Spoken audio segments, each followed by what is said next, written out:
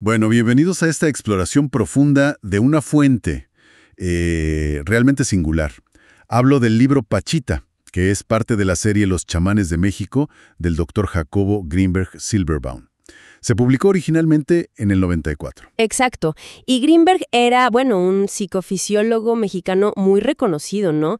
Dedicó años, muchísimos años, a investigar las fronteras de la conciencia, estudiando directamente a chamanes, curanderos. Y en este libro, el foco absoluto es ella, Bárbara Guerrero Pachita, una curandera mexicana que, bueno, cuyas habilidades, según Grinberg, las documentó, pues desafiaban todo, ¿no? Toda la comprensión científica de la época. Totalmente. Es que hablamos de cosas muy fuertes. Cirugías a corazón abierto hechas con un cuchillo de monte así, sin más. O materialización de órganos, comunicación con entidades, fenómenos que suenan pues a fantasía, ¿no? Sí, sí, totalmente. Nuestra labor hoy es justamente esa, adentrarnos en las experiencias que Grinberg afirma haber presenciado él mismo, directamente. Vamos a analizar esos sucesos tan extraordinarios y ver cómo intentó él, desde su formación científica, pues darles algún sentido, usando su teoría sintérgica. Es que piensen, bueno, imaginen lo que implica ver una cirugía cerebral sin anestesia moderna con un cuchillo de caza, o ver aparecer un órgano así de la nada. Te vuela la cabeza, la verdad. Grinberg narra su primer encuentro de una forma, muy cruda, muy impactante. Describe que entró a una sesión y vio a Pachita haciendo una operación abdominal, con este cuchillo rústico que decías, sin anestesia aparente. Sacó algo que parecía un tumor, puso otro tejido, y Grinberg confiesa que casi se desmaya. Sintió náuseas, un shock tremendo, una reacción muy, muy humana, ¿no? Frente a algo así. Claro, imagínate la escena. Él cuenta que salió de ahí con las manos manchadas de sangre, literal, y enfrentado a una disyuntiva pues brutal. O salgo corriendo, espantado por el shock y el escepticismo lógico de un científico, o me quedo. O me quedo y trato de entender qué demonios está pasando aquí. Y eligió lo segundo. Observar, aprender, suspender el juicio inicial, por difícil que fuera. Una decisión muy valiente, creo yo. Y ahí, justo ahí, entra en juego una figura clave para entender todo esto. El hermano Cuauhtémoc. Ajá. Resulta que durante las sesiones, Pachita entraba en un trance, pero un trance muy, muy profundo. Y ella, o bueno, la conciencia que operaba a través de ella en ese estado, afirmaba ser el espíritu de Cuauhtémoc, el último Tlatoani mexica. Y lo interesante es cómo Grinberg describe esa transformación. Dice que no era solo un cambio de actitud, era la voz, los gestos, la personalidad entera.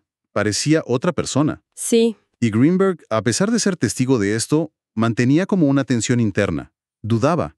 ¿Es realmente una entidad externa, un espíritu? ¿O es un nivel de conciencia increíblemente profundo y distinto dentro de la misma Pachita? Claro, como científico, se resistía un poco a la idea simple de posesión, ¿no? Buscaba siempre un correlato psicofisiológico, algo medible, aunque fuera súper esquivo. Esa atención es como el hilo conductor de todo el libro, me parece. Su decisión fue registrar lo que veía y oía con la mayor fidelidad posible, aunque chocara de frente con su paradigma científico. Aceptar los hechos observados como punto de partida. Exacto. Bueno, pues hablemos de esos hechos, de los fenómenos concretos que Grinberg documentó. Las famosas cirugías cíticas son quizá lo más desconcertante. Sí. Hay un caso que a mí me impactó mucho, el de una niña que había sufrido un daño cerebral muy severo por un accidente con anestesia en una cirugía normal, convencional. Y Grinberg relata haber visto a Pachita, o a el hermano, tomar algo que parecía tejido cortical, supuestamente materializado ahí mismo en el momento, y colocarlo dentro del cráneo abierto de la niña. Y lo que Grinberg subraya como extraordinario, más allá de la cirugía en sí, es la supuesta recuperación posterior.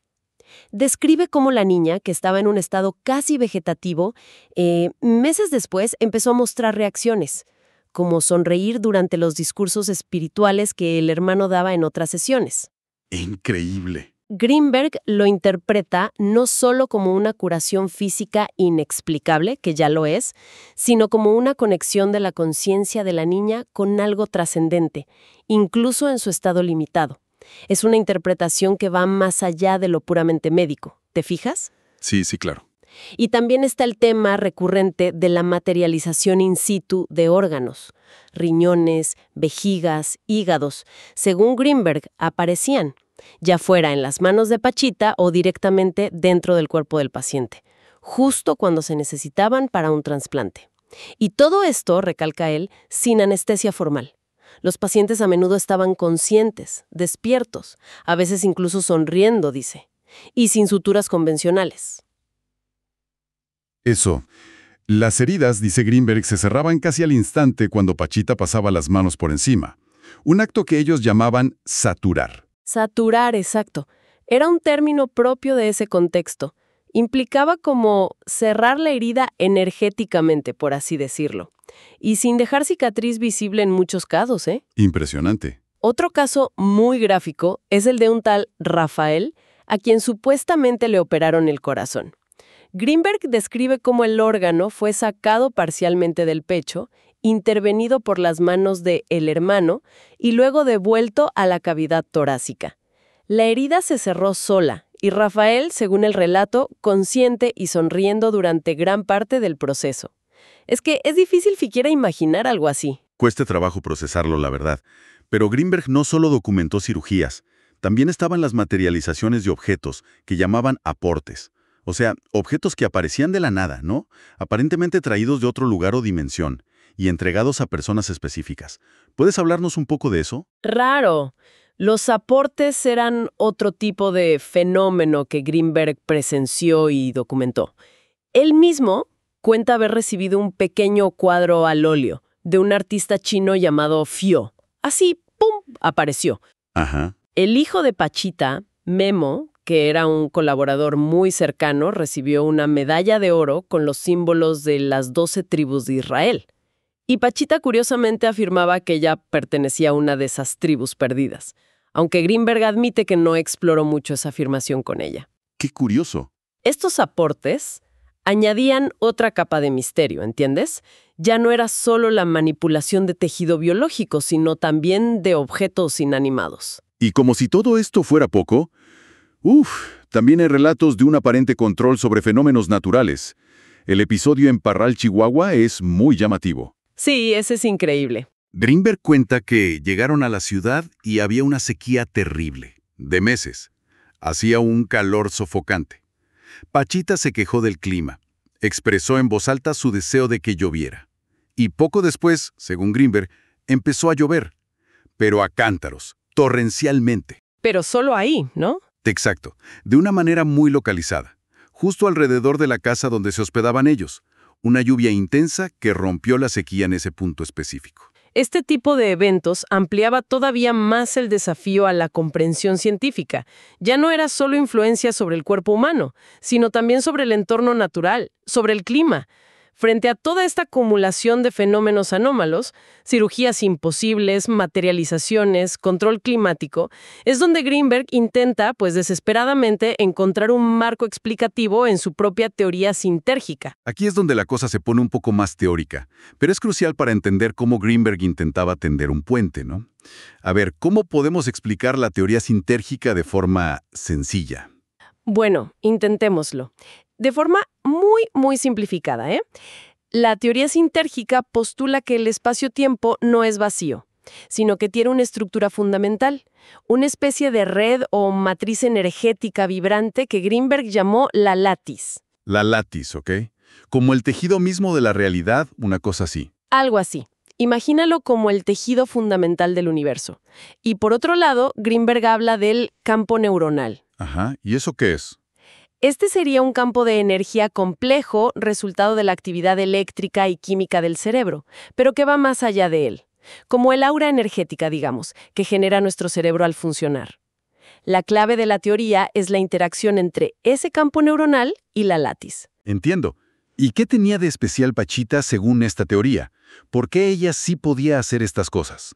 La hipótesis de Greenberg era que Pachita, quizá por un nivel extraordinariamente alto de coherencia interna en su actividad cerebral, él lo llamaba neurosintergia o simplemente sintergia, que significa actuar juntos en sinergia, podía hacer que su campo neuronal interactuara de forma muy, muy potente y directa con esa látiz del espacio-tiempo. Como si pudiera dialogar con la estructura de la realidad. Exacto. Podía, por así decirlo, hablarle a la estructura fundamental de la realidad. Entonces, el hermano Cuauhtémoc sería una manifestación de esa interacción, desde esa perspectiva. Desde la perspectiva sintérgica, Greenberg lo interpretaba no necesariamente como un espíritu externo, un fantasma, digamos, sino como el acceso de Pachita a una banda específica de información o energía dentro de la látiz. Un patrón de conciencia muy potente, lo llamó un orbital de la conciencia, asociado a Cuauhtémoc. Ok. Y las materializaciones tanto de órganos como de aportes serían el resultado de la capacidad de ese campo neuronal hipercoherente de Pachita para distorsionar o modificar localmente la estructura de la látiz, hasta el punto de hacer que la energía se condensara en materia. ¡Wow! Es una idea radical. La conciencia afectando directamente la matriz de la realidad física. Casi como si la mente pudiera moldear la realidad. Exacto. Y Greenberg va un paso más allá incluso. Postula la necesidad de un procesador central o un observador. ¿El observador? Sí, esta sería una conciencia fundamental independiente del cerebro individual. Él usa términos como ser o Atman, de tradiciones orientales. Y este observador sería quien realmente dirige y controla esta interacción entre el campo neuronal y la látiz. Ahí ya se mete en terrenos... Sí, ahí ya estaba en la frontera entre la neurociencia, la física y la filosofía mística, totalmente. También menciona el hipercampo, que sería como la red interconectada de todos los campos neuronales dentro de la látiz, sugiriendo una conexión subyacente entre todas las conciencias. Es un intento audaz y muy especulativo de dar coherencia a lo inexplicable. Es fascinante cómo intentó construir un modelo científico, por heterodoxo que fuera, para tratar de abarcar estos fenómenos. Pero el libro muestra que la actividad de Pachita era aún más variada, ¿verdad? No todo eran estas cirugías espectaculares. Cierto. El trabajo de Pachita tenía otras facetas muy, muy arraigadas en la cosmovisión chamánica mexicana. Por ejemplo, el concepto de los daños. Los daños, sí. Hacían una distinción entre la enfermedad buena, que consideraban de origen natural, biológico, digamos, y la enfermedad mala, opuesta. Esos eran los daños, y los atribuían a energías negativas enviadas por otras personas, envidias, malos deseos, trabajos de brujería. Y Pachita supuestamente los extraía físicamente, ¿no? Recuerdo el relato de Greenberg sobre cómo sacó algo parecido a una víbora negra del cuerpo de Armando, uno de sus ayudantes más cercanos. Es un concepto, difícil de asimilar desde una perspectiva occidental moderna. Dificilísimo. Pero Greenberg describe la extracción material de estos objetos asociados al daño. Menciona que don Lucio, otro chamán que estudió, tenía ideas similares sobre limpiar energéticamente, aunque usaba métodos diferentes. Exacto. Los daños son un elemento común en muchísimas tradiciones curativas populares y chamánicas en México y otras partes. Además de esto, estaba el uso de remedios herbales y naturales. Memo, el hijo de Pachita, era el encargado de prepararlos. ¿Así? Greenberg menciona algunas recetas bastante peculiares, como recomendar a los diabéticos beber agua en la que se habían dejado oxidar clavos de hierro. Esto muestra esa mezcla, ¿no?, de lo paranormal con prácticas más terrenales y tradicionales. También está el elemento de los seres o ayudantes invisibles. Greenberg no fue el único en percibirlos, eso es interesante. No, para nada. Él mismo, doña Candelaria, otra colaboradora clave, y hasta una paciente llamada L, relataron sentir o percibir presencias o manos invisibles que asistían durante las operaciones. L llegó a describir que sintió decenas de manos trabajando dentro de su cuerpo durante su operación de riñones y vejiga. Eso añade otra capa de complejidad. ¿Quién o qué más estaba involucrado ahí? ¿Eran proyecciones? ¿Eran otras entidades? Claro. Y luego está la mediumnidad múltiple. Según Greenberg, no solo el hermano Cuauhtémoc se manifestaba. En ocasiones, otras supuestas entidades hablaban a través de Pachita en trance. ¿Otras? ¿Como quiénes? Pues menciona a una gitana que leía la mano, un tal Bocanegra, incluso el espíritu del hijo fallecido de la propia Pachita. Tenían estas celebraciones especiales, como el cumpleaños de Cuauhtémoc. ¡Qué locura! Aunque Greenberg documentaba estas manifestaciones, su tendencia siempre era buscar explicaciones más relacionadas con diferentes niveles o configuraciones de la conciencia de Pachita, en lugar de aceptar sin más la idea de múltiples espíritus independientes pululando por ahí. Siempre buscando el anclaje psicofisiológico, ¿no? Exacto. Un detalle que me parece muy significativo es la amnesia post-trance. Greenberg cuenta que Pachita, una vez fuera de ese estado alterado, no recordaba absolutamente nada de lo que había sucedido durante las operaciones o las manifestaciones del hermano. Nada de nada. Nada. Cuando Greenberg le leyó fragmentos del libro que estaba escribiendo sobre ella, la propia Pachita se asombraba, se sorprendía de lo que se relataba. Eso es fuertísimo. Esto parece reforzar la idea de que operaba una conciencia distinta, o que el estado de trance era tan profundo que borraba la memoria ordinaria por completo. Definitivamente, ese detalle de la amnesia es crucial, y Greenberg lo enfatiza mucho. Añade peso a la hipótesis de un estado de conciencia radicalmente diferente, o bueno, para quienes aceptan esa visión, a la presencia de otra entidad operando a través de ella.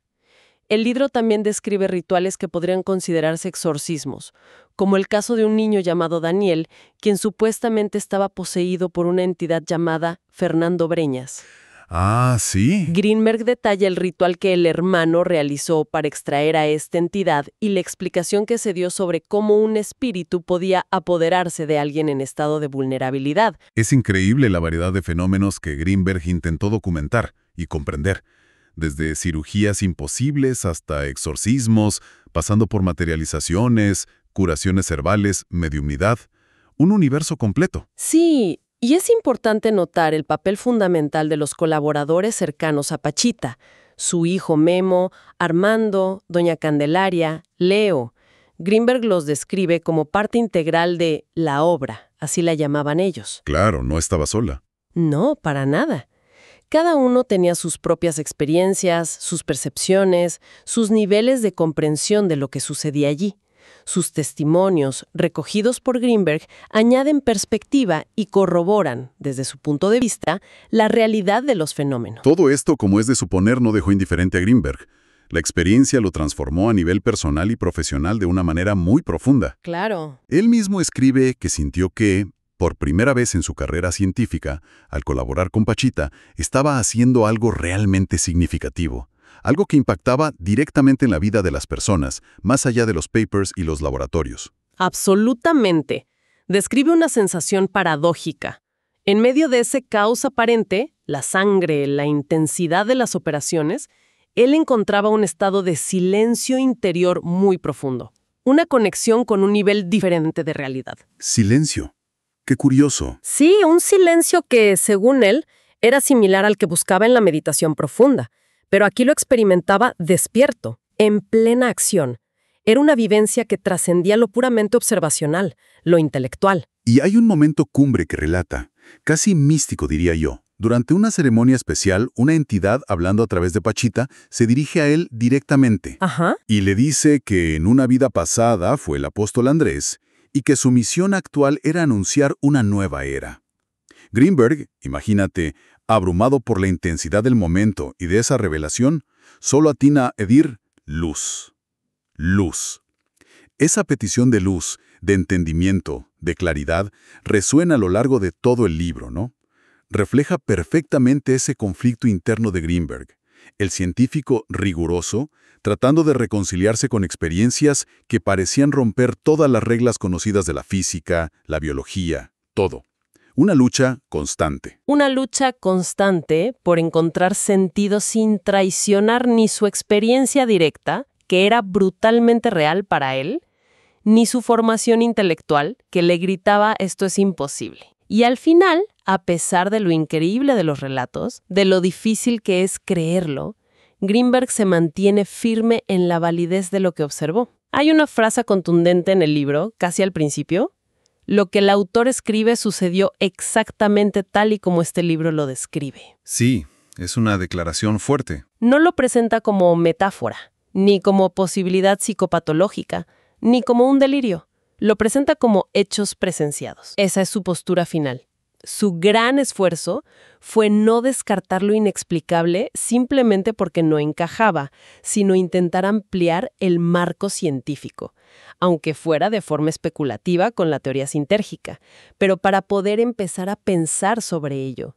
La idea central que permea todas sus reflexiones es que la conciencia no es un mero producto del cerebro, un epifenómeno, sino algo fundamental que puede interactuar con la realidad, con la latis, de maneras que nuestra ciencia actual apenas puede concebir, si es que puede hacerlo. Y el libro incluye una sección final, Murmullos del Silencio, ¿no? Sí, que son reflexiones más filosóficas, más abstractas, nacidas de esta experiencia límite, como tratando de destilar la sabiduría que surgió de ese contacto con lo inexplicable. Entonces, bueno, haciendo una recapitulación de nuestro recorrido por esta fuente tan particular, hemos visto las asombrosas habilidades atribuidas a Pachita y a El Hermano, desde cirugías psíquicas hasta materializaciones. Hemos explorado el intento de Jacobo Brinberg por comprender estos fenómenos a través de su teoría sintérgica, buscando conectar la conciencia con la estructura misma del espacio-tiempo. Y hemos tocado esa mezcla única de prácticas chamánicas tradicionales, fenómenos que llamaríamos paranormales, y la profunda búsqueda personal y científica de Greenberg en medio de todo eso. Sin duda, el relato de Greenberg sobre Pachita representa un desafío radical, pero radical en serio. Cuestiona nuestras ideas más arraigadas sobre qué es la realidad, cuáles son los límites del cuerpo humano, cómo interactúan la mente y la materia, y la naturaleza misma de la conciencia. Es dinamita pura para el pensamiento convencional. Totalmente de acuerdo. Y creo que, más allá de si uno acepta o no cada detalle como un hecho literal, que es muy difícil, el valor del libro como documento es innegable. Claro. Es el testimonio de un científico enfrentado a lo imposible, su lucha intelectual y personal por darle sentido, y una crónica fascinante de experiencias humanas que nos llevan al borde mismo de lo conocido y quizás de lo cognoscible. Exactamente. Es un viaje a los límites, tanto los límites de la experiencia humana como los límites de la ciencia que intenta explicarla. Provoca preguntas fundamentales, independientemente de las respuestas que cada quien pueda darle después. Y justamente para seguir pensando, para dejar una reflexión final, Greenberg postula que la conciencia, a través del campo neuronal, interactúa con la estructura fundamental del espacio-tiempo, la latis. Si capacidades como las que él describe en Pachita, aunque sean extremadamente raras, excepcionales, representan una posibilidad inherente a esa interacción, ¿qué potencial latente sugiere esto sobre la conciencia humana en general? Buena pregunta.